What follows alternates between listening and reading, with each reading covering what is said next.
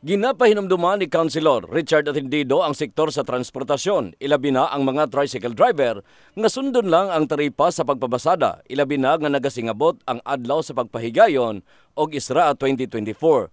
Ginauhag usab sa disgutan ang mga driver nga og mahimo likayan lang ang pagpaningil og sobra sa pamasahe. Giangkon sa nisgutan nga makauulaw kung og galing nga adunay maningil og mahal.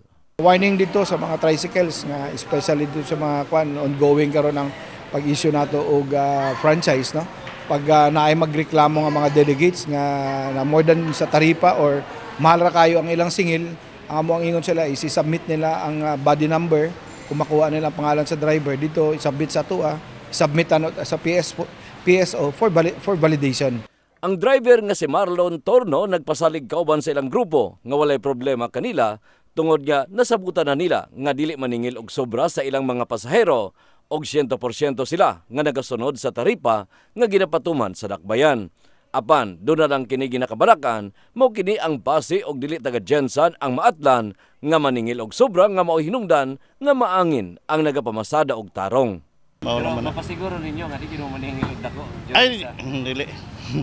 Sir, nakakuha na sa mga kay Fernandez nga okay na Nestoryahan na naman. Oo, magkuha ng tag minimum nga 15 minimum na to.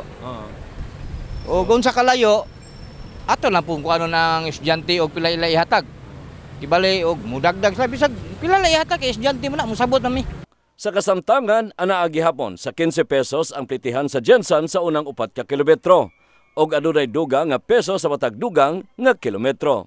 Nasayran nga ginalauman ang pag-abot sa 8 hangtod sa 10,000 nga delegado sa ISRA sa sunod semana alang sa ISRA Ambit 2024.